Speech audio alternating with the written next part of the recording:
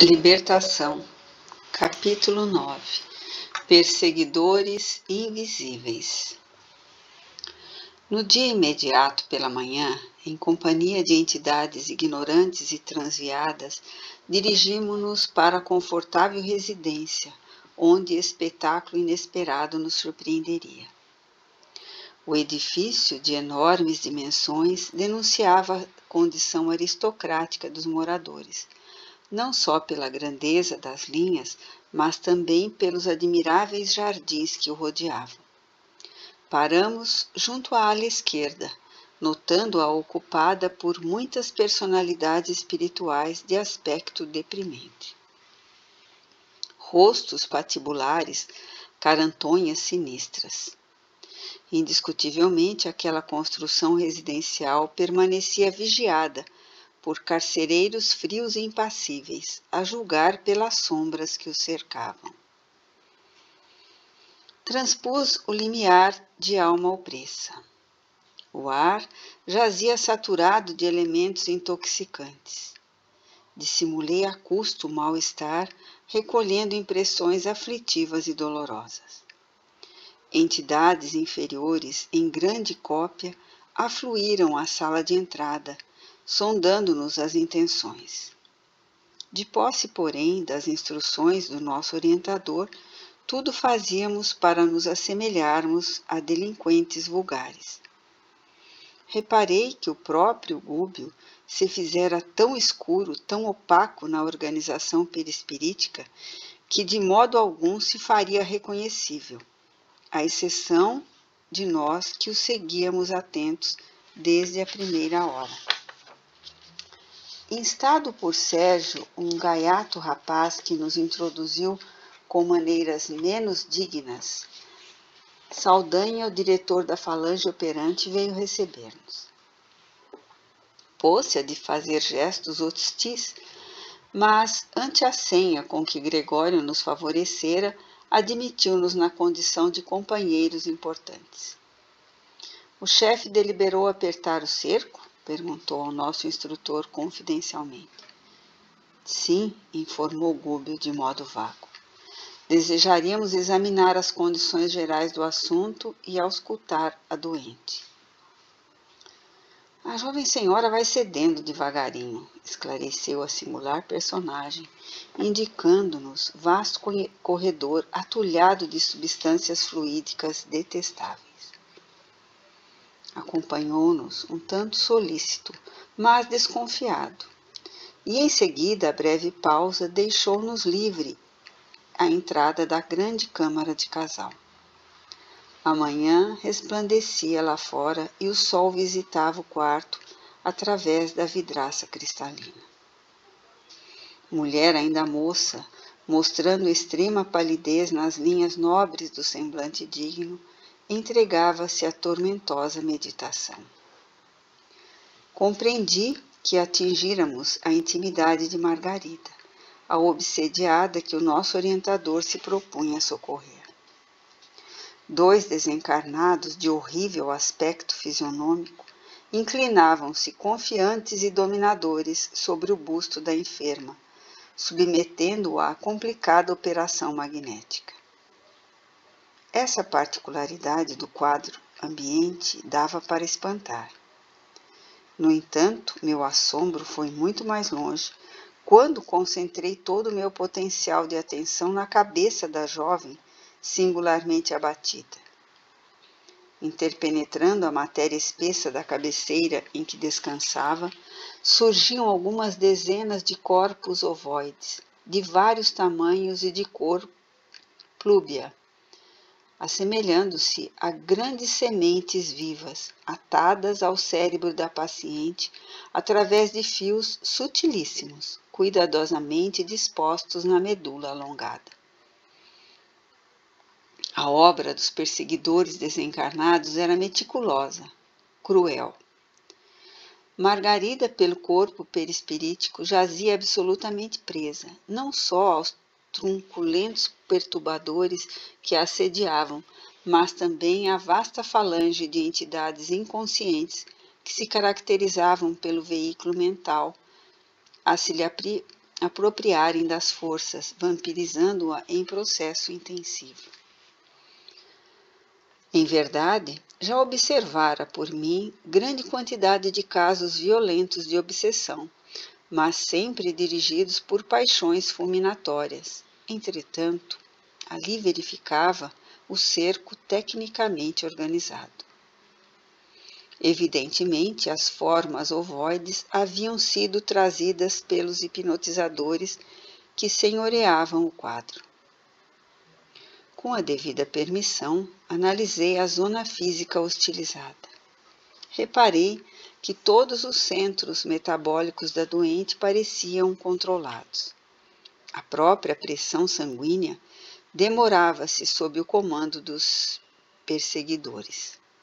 A região torácica apresentava apreciáveis feridas na pele e, examinando-as cuidadoso, vi que a enferma inalava substâncias escuras que não somente lhe pesavam nos pulmões, mas se refletiam sobremodo nas células e fibras conjuntivas, formando ulcerações na epiderme. A vampirização era incessante. As energias usuais do corpo pareciam transportadas às formas ovoides, que se alimentavam delas automaticamente num movimento indefinível de sucção. Lastimei a impossibilidade de consulta imediata ao instrutor, porquanto Gúbio, naturalmente, se estivesse livre, nos forneceria esclarecimentos amplos. Mas concluí que a infortunada senhora devia ter sido colhida através do sistema nervoso central, de vez que os propósitos sinistros dos perseguidores se faziam patentes quanto à vagarosa destruição das fibras e células nervosas. Margarida demonstrava-se exausta e amargurada. Dominadas as vias do equilíbrio do cerebelo e envolvidos os nervos ópticos pela influenciação dos hipnotizadores, seus olhos espantados davam ideia dos fenômenos alucinatórios que lhe acometiam a mente, deixando perceber o baixo teor das visões e audições interiores a que se via submetida. Interrompi, no entanto, as observações acuradas a fim de verificar a atitude psicológica do nosso orientador, que se arriscara à aventura para socorrer aquela senhora doente, a quem amava por filha muito querida ao coração. Esforçava-se Gúbio por não trair a imensa piedade que o senhoreava diante da enferma conduzida para a morte. Dentro de minha condição de humanidade, reconheci que, se a doente me fosse assim tão cara, não teria vacilado um momento. Movimentaria passes de libertação ao longo do bulbo, retirar-lhe-ia aquela carga pesada e inútil de mentes enfermiças, e em seguida lutaria contra os perseguidores um a um. Nosso instrutor, porém, assim não procedeu. Fixou a paisagem aflitiva com inequívoca tristeza, mas logo após demorou o olhar bondoso em Saldanha, como a pedir-lhe impressões mais profundas. Secretamente tocado pelo impulso positivo do nosso dirigente, o chefe da tortura se sentiu na obrigação de prestar-lhe informações espontâneas. Estamos em serviço mais ativo há 10 dias precisamente, elucidou resoluto. A presa foi colhida em cheio e felizmente não contamos com qualquer resistência. Se vieram colaborar conosco, saibam que, segundo acredito, não temos maior trabalho a fazer. Mas alguns dias e a solução não se fará esperar. A meu ver, Gúbio conhecia todas as particularidades do assunto, mas no propósito evidente de captar simpatia, interrogou. E o marido? Ora, esclareceu Saldanha com um escarninho sorriso, o infeliz não tem a menor noção da vida moral. Não é mau homem. Todavia, no casamento, foi apenas transferido de gozador da vida a homem sério. A paternidade constituir-lhe-ia um trambolho e filhinhos, se os recebesse, não passariam para ele de curiosos brinquedos. Hoje conduzirá a esposa à igreja. E reforçando a inflexão sarcástica, acentuou: vão à missa na esperança de melhoras. Mal acabara a informação, tristonho e simpático cavalheiro, em cuja expressão carinhosa identifiquei de pronto o esposo da vítima, entrou no aposento com ela, permutando palavras amorosas e confortantes. Amparou-a, prestimoso, e ajudou-a a vestir-se com esmero. Decorridos alguns minutos, notei apalermado que os cônjuges, acompanhados por extensa súcia de perseguidores, tomavam um táxi na direção de um templo católico. Seguimos-los sem detença. O veículo, a meu ver, transformara-se como que num carro de festa carnavalesca. Entidades diversas aboletavam-se dentro e em torno dele, desde os paralamas até o teto luzente. Minha curiosidade era enorme. Descendo a porta de elegante santuário, observei estranho espetáculo. A turba de desencarnados em posição de desequilíbrio era talvez 5 vezes maior que a assembleia de crentes em carne e osso. Compreendi logo que em maior parte ali se achavam com o propósito deliberado de perturbar e iludir. Saldanha encontrava-se excessivamente preocupado com as vítimas, para dispensar-nos maior atenção. E, intencionalmente, Gúbio afastou-se um tanto em nossa companhia, a fim de confiar-nos alguns esclarecimentos. Penetramos o templo, onde se comprimiam nada menos de 7 a 8 centenas de pessoas. A algazarras dos desencarnados ignorantes e perturbadores era de ensurdecer. A atmosfera pesava. A respiração fizera-se-me difícil pela condensação dos fluidos semicarnais ali reinantes. Todavia, ao fixar os altares, confortante surpresa aliviou-me o coração. Dos adornos e objetos do culto emanava doce luz que se espraiava pelo cismo da nave visitada de sol. Fazia-se perceptível a nítida linha divisória entre as energias da parte inferior do recinto e as do plano superior.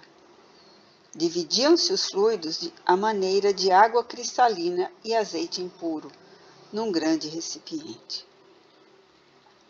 Contemplando a formosa claridade dos nichos, perguntei ao nosso instrutor: que vemos? Não reza o segundo mandamento trazido por Moisés que o homem não deve fazer imagens de escultura para representar a paternidade celeste? Sim, concordou o orientador, e determina o testamento que ninguém se deve curvar diante delas. Efetivamente, pois, André, é um erro criar ídolos de barro ou de pedra para simbolizar a grandeza do Senhor, quando nossa obrigação primordial é a de render-lhe culto na própria consciência. Entretanto, a bondade divina é infinita, e aqui nos achamos perante apreciável quantidade de mentes infantis. E sorrindo acrescentou: quantas vezes, meu amigo, a criança acalenta bibelôs a fim de preparar-se convenientemente para as responsabilidades da vida madura? Ainda existem na terra tribos primitivas que adoram o Pai na voz do trovão e coletividades vizinhas da taba que fazem de vários animais objetos de idolatria. Nem por isso o Senhor as abandona. Vale-se dos impulsos elevados que elas lhe oferecem e socorre-lhes as necessidades educativas. Nesta casa de oração, os altares recebem as projeções de matéria mental sublimada dos crentes. Há quase um século, as preces fervorosas de milhares deles aqui envolvem os nichos e apetrechos do culto. É natural que resplandeçam. Através de semelhante material, os mensageiros celestes distribuem dádivas espirituais com todos quantos sintonizam com o plano superior. A luz que oferecemos ao céu serve sempre de base às manifestações do céu para a terra. Ante ligeira pausa, alonguei o olhar pela multidão bem vestida. Quase todas as pessoas, ainda aquelas que ostentavam nas mãos delicados objetos de culto, revelavam-se mentalmente muito distantes da verdadeira adoração à divindade.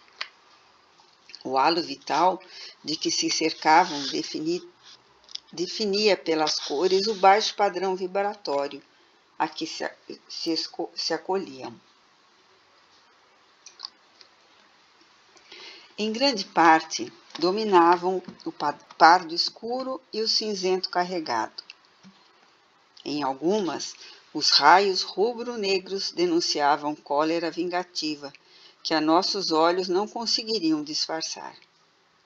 Entidades desencarnadas, em deplorável situação, espalhavam-se em todos os recantos, nas mesmas características.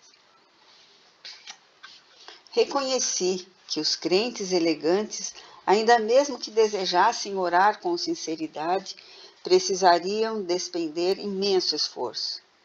A liturgia anunciou o início da cerimônia, mas com grande assombro para mim, o sacerdote e os acólitos, não obstante se dirigirem para o campo de luz do altar-mor, envergando soberba vestimenta, jaziam em sombras, sucedendo o mesmo aos assistentes. Entretanto, procedendo de mais alto, 3 entidades de sublime posição hierárquica se fizeram visíveis à Santa Missa, com o evidente propósito de ali semearem os benefícios divinos. Magnetizaram as águas expostas, saturando-as de princípios salutares e vitalizantes, como acontece nas sessões de espiritismo cristão. E, em seguida, passaram a fluidificar as hóstias, transmitindo-lhes energias sagradas à fina contextura. Admirado, voltei a observar a plateia religiosa, mas os irmãos ignorantes que operavam no templo, sem corpo físico, tanto quanto ocorria aos encarnados, nem de longe registravam a presença dos nobres emissários espirituais que agiam em nome do infinito bem. Reparei, através do halo de muita gente, que determinado número de frequentadores se esforçava por melhorar a atitude mental na oração. Reflexos arroxeados, tendendo a vacilante brilho, apareciam aqui e acolá. Contudo, os malfeitores desencarnados, propositadamente, se postavam ao pé dos que se candidatavam à fé renovadora e reverente, buscando conturbá-los. Não longe, fixei a atenção numa senhora que acompanhava o sacerdote com um manifesto desejo de receber a bênção celestial. Os olhos úmidos e os tênues raios de luz que se lhe projetavam da mente diziam da sincera aspiração à vida superior, que naquele instante lhe banhava o pensamento devoto. Entretanto, 2 transviados da esfera inferior, percebendo-lhe a esperança construtiva, tentavam anular-lhe a atenção. E, segundo o que me foi permitido verificar, lhe sugeriam reminiscências de baixo teor, inutilizando-lhe a tentativa. Voltei-me para o orientador, que prestimosamente explicou. A história de gênios satânicos atacando os devotos de variados matizes é, no fundo, absolutamente verdadeira. As inteligências pervertidas, incapazes de receber as vantagens celestes, transformam-se em instrumentos passivos das inteligências rebeladas, que se interessam pela ignorância das massas, com lastimável menosprezo pela espiritualidade superior que nos governa os destinos. A aquisição de fé, por isso mesmo, demanda trabalho individual dos mais persistentes. A confiança no bem e no entusiasmo de viver que a luz religiosa nos infunde modificam-nos a tonalidade vibratória. Lucramos infinitamente com a imersão das forças interiores no sublimado idealismo da crença santificante a que nos afeiçoamos. Todavia, o serviço real que nos cabe não se resume só a palavras. A profissão de fé não é tudo. A experiência da alma no corpo denso destina-se de maneira fundamental ao aprimoramento do indivíduo. É nos atritos da marcha que o ser se desenvolve, se apura e ilumina. Não obstante, a tendência dos crentes em geral é a de fugir aos conflitos da senda. Pessoas existem que depois de servirem o ideal religioso durante 2 anos, pretendem o repouso de 20 séculos. Em todas as casas de fé, os mensageiros do Senhor distribuem favores e bênçãos compatíveis com as necessidades de cada um. Entretanto, é imprescindível que se prepare o coração nas linhas do mérito, a fim de recolhê-los. Entre emissão e recepção, prevalece o imperativo da sintonia. Sem esforço preparatório, é impossível ambientar o benefício. Embalde, imporíamos de imediato ao homem selvagem a vida num palácio erguido pela cultura moderna. Aos acordes de nossa música, preferia ele os ruídos da ventania, e um cabaz de flechas lhe parecia mais valioso que um dos nossos mais perfeitos parques industriais. Portanto, para que alguém se coloque a caminho das eminências sociais, é indispensável seja educado, de boa vontade, aceitando as sugestões de melhoria e serviço. Gúbio espraiou o olhar através da multidão que presenciava a cerimônia, aparentemente contrita, e acentuou: em verdade, a missa é um ato religioso tão venerável quanto qualquer outro em que os corações procuram identificar-se com a proteção divina. No entanto, raros são aqueles que trazem até aqui o espírito efetivamente inclinado à assimilação do auxílio celestial. E para a formação de semelhante clima interior, cada crente, além do serviço de purificação dos sentimentos, necessitará também combater a influência dispersiva e perturbadora que procede dos companheiros desencarnados, que lhes buscam arrefecer o fervor. Continuou Gúbio a prestar-nos valiosos esclarecimentos alusivos à solenidade, enquanto a missa se encaminhava para a fase final. As vozes do coro como que projetavam vibrações harmoniosas e lúcidas ao longo da nave radiosa. E vi num deslumbramento que muitos espíritos sublimes penetravam o recinto de semblante glorificado, rumando para o altar, onde o celebrante elevava o cálice depois de abençoar a sagrada partícula. Intensa luminosidade fluía do sacrário, envolvendo todo o material do culto.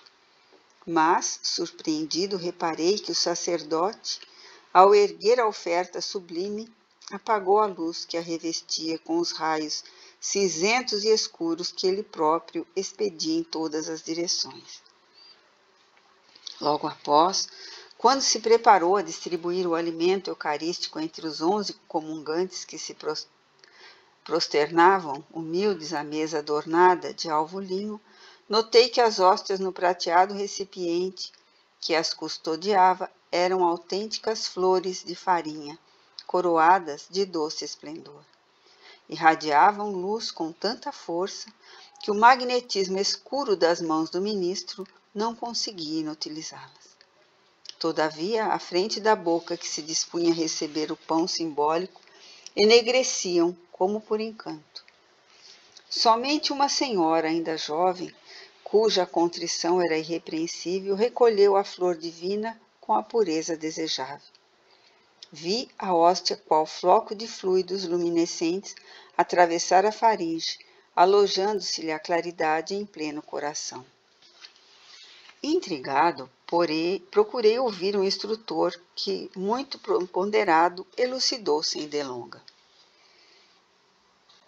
Aprendeste a lição? O celebrante apesar de consagrado para o culto, é ateu e gozador dos sentidos, sem esforço interior de sublimação própria. A mente dele paira longe do altar. Acha-se sumamente interessado em terminar a cerimônia com brevidade, de modo a não perder uma alegre excursão em perspectiva. Quanto aos que compareceram à mesa da Eucaristia, cheios de sentimentos rasteiros e sombrios, eles mesmos se incumbiram de anular as dádivas celestes, antes que lhes tragam benefícios imerecidos. Temos aqui grande quantidade de crentes titulares, mas muito poucos amigos do Cristo e servidores do bem. Vite missa est dispersou os fiéis que, ao fim da reunião, mais se assemelhavam a barulhento bando de passarinhos de bela plumagem. Absorto em fundas reflexões, ante o que me fora dado observar, acompanhei o nosso orientador e Elói para junto da enferma e do esposo, que se retiraram de regresso ao lar, cercados pelo mesmo séquito de entidades infelizes, sem a menor alteração.